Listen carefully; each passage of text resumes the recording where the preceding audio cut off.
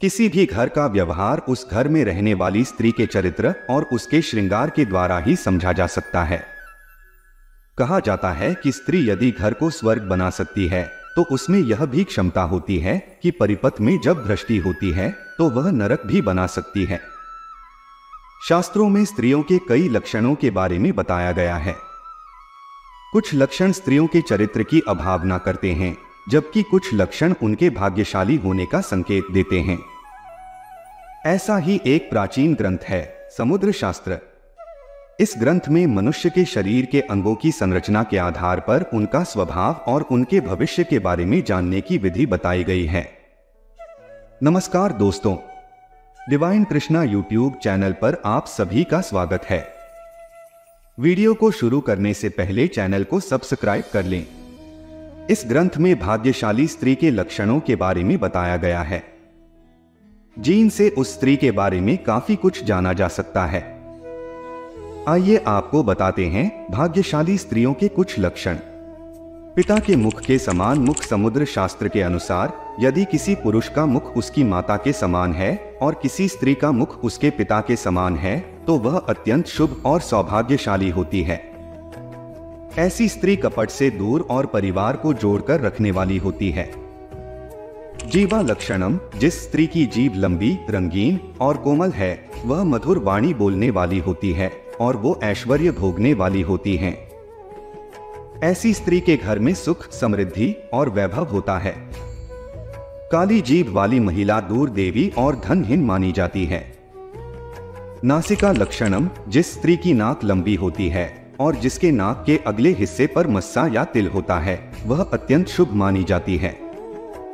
अगर नाक के अन्य स्थानों पर भी तिल है तो वह भी सुख भोगने वाली मानी जाती है।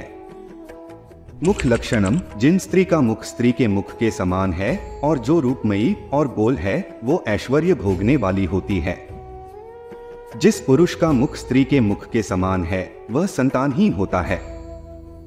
चोकर मुख वाली महिलाएं धूर्त मानी जाती हैं।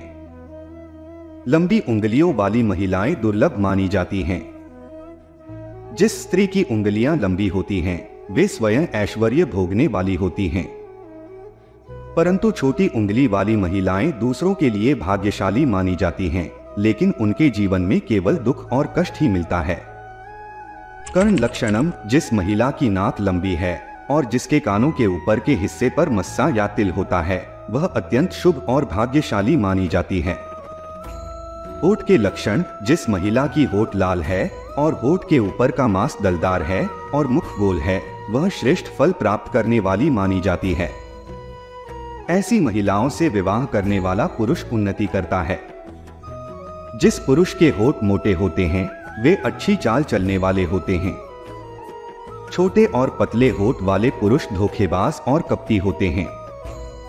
लंबे बाल। आपने प्राचीन मूर्तियों और देवियों के चित्रों में एक बात अवश्य गौर की होगी कि सभी देवियों के बाल काले, लंबे और घने होते हैं। इसका अर्थ है कि शुभ और सौभाग्य की निशानी है। इसी कारण लंबे बालों वाली महिलाओं को शुभ माना जाता है। पैर का अंगूठा। जिस महिला के पैर का अंगूठा ज्यादा लंबा है वह अपने जीवन में बार बार परेशानी उठानी पड़ती है, लेकिन जिस महिला का अंगूठा छोटा, गोल और लालिमा लिए होता है वह स्त्री भाग्यशाली होती है। अगर वीडियो पसंद आया तो लाइक जरूर करें।